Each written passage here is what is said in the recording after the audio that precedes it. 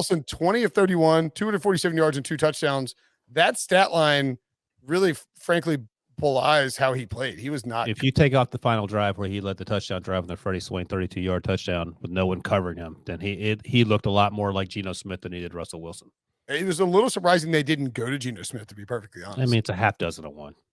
I guess Russell wasn't accurate. His finger, his hand, he's clearly not there. It's 3 straight weeks where he hasn't been accurate. He's been erratic. The ball isn't going where he wants it. I don't even know how he completed that touchdown to Freddie Swain. That was more impressive based on how he played earlier in the game when it looked like there wasn't a chance he could complete a throw like that. I mean, he just hasn't been good the past 3 weeks. Yeah, I mean, I don't think anyone's worried long term. It's just a matter of him coming back too soon. And Brinson, you mentioned it either yesterday or earlier in the week that if the Cardinals were not where they are and they were in the thick of this thing, that we might have seen Kyler Murray sooner. So, but luckily they have a backup they trust in Colt McCoy, who I believe went 2-1 in his 3 starts, and now they're on their bye. They'll get Kyler back and they'll be fine. Whereas Russ had to be rushed back out there because they didn't play well early. Geno Smith struggled after that first game where he came in and almost led them to victory and didn't. And then that's why they're now 3-8. You're playing. And what does hindsight say now? It says, hey, you could have played Geno Smith these 3 weeks, let Russell Wilson's hand recover, and you would have been 3-8 anyway.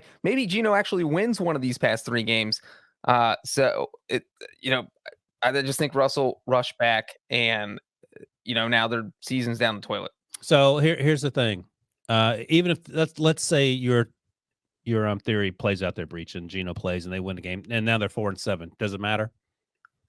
I think it matters if they're 4-7 with Russell Wilson, who just had an extra month to heal coming in for the end of the season. Because then I think it makes it, 9-8 becomes possible with a 100% healthy Russell Wilson. So, we don't know if he's going to be 100% because his fingers still look pretty terrible on Monday night.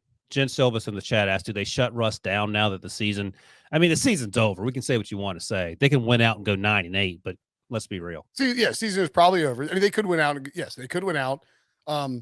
I don't think they'll shut Russ down because of the chances that they could win out are still there. I don't think he would let them shut him down. Correct. Exactly. That was if they shut Russ down, he would demand a trade. He would quit the team on the spot. He would say, trade me this offseason. I'm out. What if they threaten to trade him to Pittsburgh? Then I bet he'll just sit down and be very quiet. What? If you're like, we're going to trade you to Pittsburgh? He's like, yeah, see ya. Are you trying to will that into existence, Ryan? Yes. Pittsburgh's a playoff team with Russ. I guess I got a lot of feelings about that. Let me ask you something else. Actually, we can keep talking the Seahawks. I have a football team question when we get to there. Okay. Yeah, they're not going to shut them down. But this team, the problem with this team, frankly, comes back. It's not so much about Russ getting hurt. They haven't drafted well in years. No. Their drafts have been a disaster. They trade away all their picks. And they haven't selected a bunch of high-quality players. You go up and down their roster, and you really start to see a picture of a team that is, in terms of what I called the other day, ascending assets. In other words, like I'm not going to call Jamal Adams an ascending asset. Cost too much. He costs too much. You traded first-round picks for him. They don't have. So sorry to interrupt you, but Debo has this up on the if you're watching on YouTube, the recent drafts. So they didn't have a first-round pick because of Jamal Adams in 2021. Jordan Brooks was a surprise first-rounder. There's some late buzz that he might go in first round. I think he's been okay. Darrell Taylor's actually played relatively well. He leads the team in sacks, so that's good. But LJ Collier in 2019 was a huge shock as an edge rusher. He's not really an edge guy, and he doesn't even play now. And then before that, Rashad Penny went in the first round as a running back, and everyone's like, what are you doing? Rashad Penny can't even – I don't know if he's healthy now, but when he is healthy, he can't even get on the field. So to your point, Brinson, there have been a lot of – Rashad Penny is going to be cut this offseason, almost certainly. Scroll down to 2018. That was Penny, right? Did he say play? Yeah, Penny in the first round. And I'm trying to think. Rashawn Green, who scored the 2-point conversion, so that worked out. But he actually Will Dissly, who I don't think is any longer with the team. Shaq Griffin. He called a pass tonight. Oh, Dissly did. Okay, sorry. Yeah, I mean there are some players on that. I mean, Michael Dixon's been a really good punter. There's some players in that 2018 draft, but like for the most part, it's just the Seahawks have whiffed on these. They traded up picks. To get Michael Dixon. Imagine that. They selected. Here's the thing: you have to hit on every first-round pick, and there's no exceptions. And you look across the NFL. really good teams. And I mean, I'll just say it. The Steelers always hit on first round picks. The Patriots. I mean, they got Rashad Penny over Nick Chubb. Yeah. I'm sorry. But what were the other non-running backs that went in between those two guys? That's Lamar Jackson. I don't know if you need Lamar, but what else? Darius Leonard. Yes. I mean, that there. Will Hernandez, Austin Corbett, Braden Smith. The Rashad Penny pick was one that people were like, what the hell was going on when it happened? That was like that got questioned right away. Yes. It was a weird pick. They just haven't drafted very well. And they didn't replace their defense. No, that was a huge problem. Yeah. I mean, they simply haven't drafted very well. Yeah. As Molly points out, we don't like to talk about the penny pick. I mean, a penny for your thoughts. Yeah. Sorry, guys. I mean, Rashad Penny is flash. He just hadn't stayed healthy, but they didn't need to draft a running back in the first round there. It doesn't matter if he's flash or not. I think mostly what happened is they win the Super Bowl, they go back to the next Super Bowl, and then the Legion of Boom starts to sort of fall apart. And they haven't adjusted to what a more modern style of football, allowing Russ to be Russ.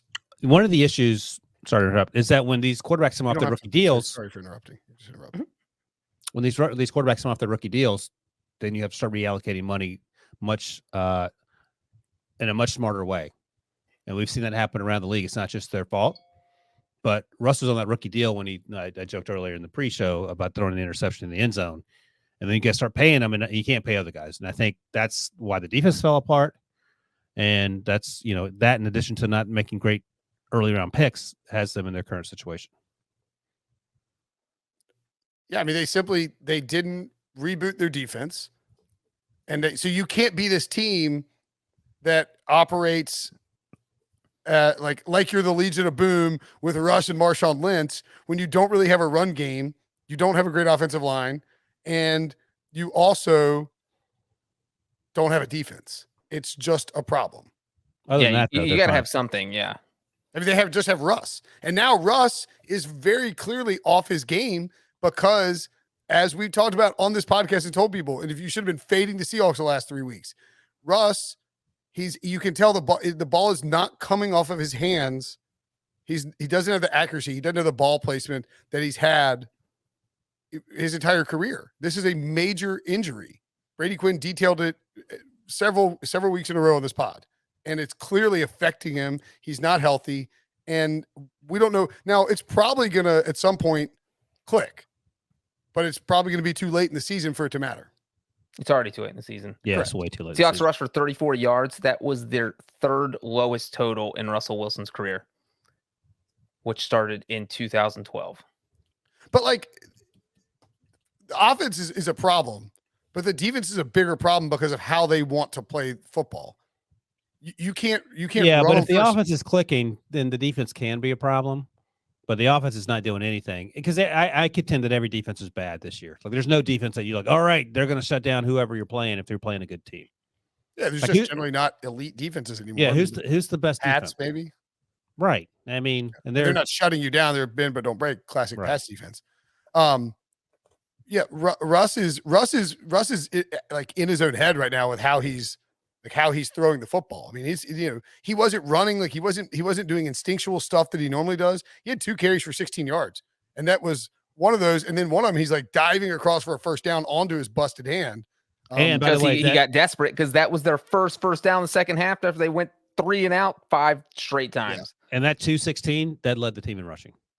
Terrible. And you mentioned his passing yards at 247. 86 of those came on the final drive. So before that final drive started, he only had 161. That's not good. This is an interesting thought from Mark Humes in the chat. The Seahawks need to trade Russ to get back assets, offer him to the Eagles for Hurts and picks. Probably a win for both teams. Debo, would you do that deal? What kind of picks we talking? 3 first-rounders? Nope. 2 first-rounders. Yeah, nope. 2 first-rounders and Jalen Hurts. No? Brinson, would you do 2 first-rounders? The 2 bottom first-rounders, I think, were like 9th and 15th. 9th, 15th. For Russ? And Jalen Hurts for Russ. Russ is 33. Happy birthday, Russ. That was his birthday. Monday was his birthday. Not a good birthday. Would you do that, Breech? 9th, 15th, and Jalen Hurts for Russ Wilson if you're the Eagles? I would give up a first-round pick in 2022 and one in 2023. I wouldn't give up both this year. What about that, Debo? The 15th pick in 2022 and then a first rounder in 2023. I can get behind that. Okay.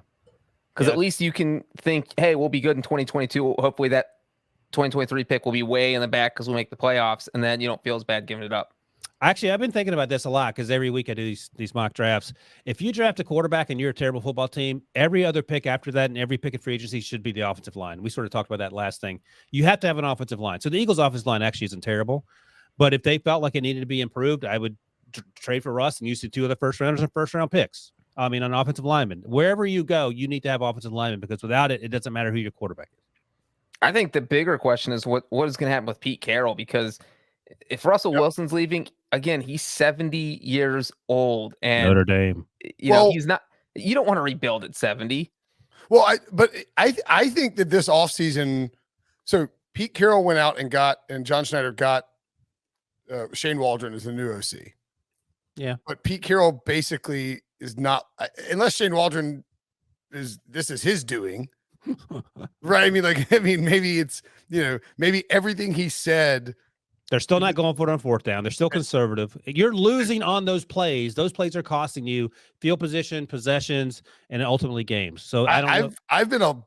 I've long been a Pete Carroll defender, but it is hard to defend him right now because of what they're doing on offense. Like, he brought in a new offensive coordinator who said they were going to run tempo, and they don't do it. They're the only team in the NFL, I believe, with 2 games or less of 60 plays or less. In other words, they just don't. You are not getting plays for Russell Wilson, and a lot of those plays are runs on first down with Alex Collins, and everyone knows you're doing it. So the problem, though, is that Jody Allen is the owner, and we don't. The late Paul Allen's wife. We don't. Sister. We don't know. Sister. Sorry, that's right. My bad. I was thinking I got a ownership thing confused. We just don't know how she would handle Russ coming to ownership, because that's what you'd have to do, I think, and saying, because I don't think you can go to John Schneider and say it's either me or Pete. I think you have to go to ownership and say it's either me or Pete, or me or Pete and John. I don't know how this would all play out, but I think ultimately that if you have a newish owner like that, they would tend to side with the people that they work closely with in the structural organization part of the football. Like, they're going to probably side with the front office, right? And say, what do we do here? And then front office would be like, well, you should definitely fire us. So, I mean, it feels like a Russell Wilson trade is coming. Yeah. And I mean, well, it's funny because, look, you're the owner. The owner is going to have final say whether Russell Wilson gets traded. John Schneider can work out a deal, but that's something where the owner is going to have to green light it, and they're going to have to say, okay, yeah, you can pull the trigger on that and get rid of our star player. And we don't know anything about her as far as, what she wants from the team besides, obviously, you want to win a Super Bowl. Maybe she doesn't want Pete Carroll there anymore. Like, we literally have no idea. And so it definitely adds a mystery element to. Let me ask you this, the Seahawks. Brinson and/or Breech. If she says to Pete, listen, I want you to stay around, but you have to start going for it on fourth down. You have to change the way fundamentally that you coach in these conservative situations. If you're Pete Carroll, what are you saying? As a 70-year-old who's had a lot of success. I don't think she's. No, but just for the sake of argument, that's what she says to him. What is Pete Carroll saying? I mean, I think you're like, bye. All due respect, Jody. I've won a Super Bowl and multiple national championships. I think that's right. I think I'll do the play calling and the decision making. I think you're exactly right. And then that's where you'd have been she fires Pete, or Breech notes. He just moonwalks out of the room and he goes on to whatever he's got next lined up. I mean, I feel like Pete has a lot of power in Seattle still, even with the way he's coaching. Say that, but why? Because he's been there forever and he won a Super Bowl. Like, why? What has he done to lose power? People are talking about firing Mike Tomlin. I don't think Pete Carroll's untouchable. Who's talking about firing Mike Tomlin? Oh, Steelers fans are talking about that every week. Fans don't matter. I mean, fans matter, obviously. I know we mean like fans don't matter. Fans don't matter when it comes to what happens in the organization. Is for the fans. My God, if the fans matter, we need to clip it. Clip Brinson saying fans don't matter. Go Heels. Go Heels. If the fans mattered, How about Friday night, maybe? Go Tar Heels. If the fans mattered, then the Detroit Lions would be good. But they're not. Well, they fired Jim Caldwell, who, as you might have heard, went 97 back-to-back years and got fired. All right. Can I just note that a lot of Pete on a first name basis was used in that conversation? Just want to bring that up. Thank you. Yeah, take that, Brinson. Well, hold on. The rules change when it's someone who has two first names. So, Correct. like, Thank if you have a first name as a last name, then that is often you How use many their first Carrolls name. do you know? Actually, the Seahawks. Have you ever watched a Hallmark Christmas movie? Literally every character is named Carroll. Christmas Carol? Exactly. It's her last name. And we don't want people to be confused about whether they're listening to a Hallmark Christmas Carol podcast or a football podcast. Also, Ryan. it's Jody Carroll Allen, so you don't want anybody to be confused. Is it really? That was believable. I was like desperately hoping there would be a Carroll in the front office of the Seahawks. So we didn't want to get confused with Carroll Carter, VP of Human Resources for the Seahawks. Just saying, I don't want to take us away on this tangent. We should get to this break, but just wanted to note that. There's a Karen in the front office. By the way, do you know Archie Bunker's real name? Carroll O'Connor.